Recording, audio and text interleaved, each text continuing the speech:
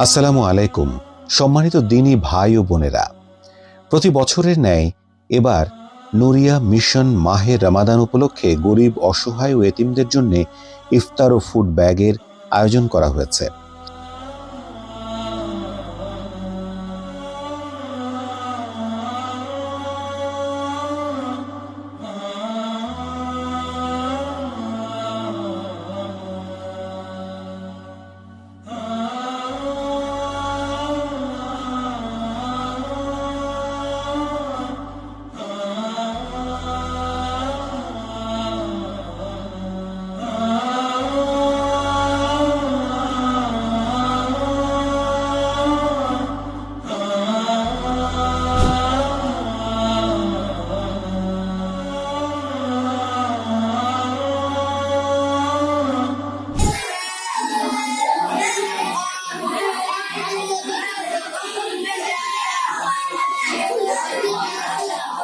আসসালামু আলাইকুম রহমতুল্লাহ। সম্মানিত দিনী ভাই এবং বোনেরা, নুরিয়া মিশন প্রতি বছরের ন্যায় এই বছরও এতিম এবং গরিব অসহায় মানুষদের জন্য 1 পাউন্ড করে ইফতারি এবং 20 পাউন্ড করে ফুড প্যাকেজের আয়োজন করেছে।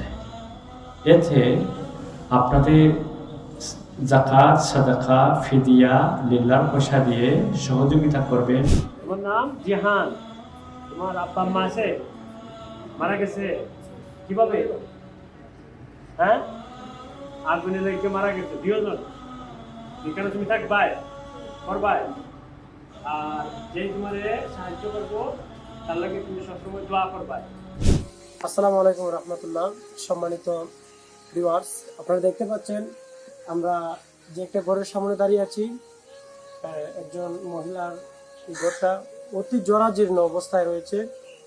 আমরা নুরিয়া মিশনের মাধ্যমে চাচ্ছি তাদেরকে একটু আর্থিক সহযোগিতা দিয়ে যাতে আমরা ঘরটা নির্মাণ করে একটু ভালো ব্যবস্থা, তাদের একটু বাসস্থান করে দিতে পারি। এই জন্য আমরা একটু চেষ্টা করতেছি। আমাদের নুরিয়া মিশনের সম্মানিত সভাপতি মাওলানা জনাব শাহ হালিমুদ্দিন নুরি শাহ, উনি ওনার অক্লান্ত পরিশ্রম এবং প্রচেষ্টায় আমরা এই ঘর নির্মাণ প্রকল্পটি চালু করেছি। আমরা এখন জানবো যে তাদের কি কি সমস্যা আছে, আমরা এই সম্পর্কে একটু জানবো ইনশাল্লাহ। চাচি ঘরে আছেন?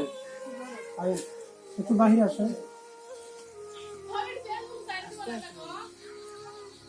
আপনাদের ঘরে থাকতে কোনো সমস্যা, মানে কি কি সমস্যা আছে একটু বলেন আমাদের কি সমস্যা? আমার তো বৃষ্টির দিন এলে পানির মধ্যে পরিষ্কার করে মার রাখলে আমি কাছে হচ্ছে বলতে পারি না। আপনারা যদি আমার কিছু সহযোগিতা করুন যে খাইলে আপনার লাগে দহন ভালো লাগছে। আলহামদুলিল্লাহ।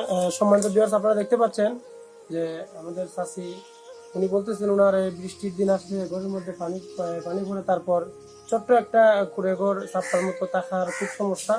আমরা যতটুকু পারি নুরিয়া মিশনের আওতাধীন অবস্থায় আমরা মানুষদেরকে মিশনের আওতায় এনে আমরা তাদেরকে কিছু দেওয়ার চেষ্টা করবো যতটুকু প্রয়োজন হয় ইনশাল্লাহ। আসসালামু আলাইকুম ওয়া রাহমাতুল্লাহ।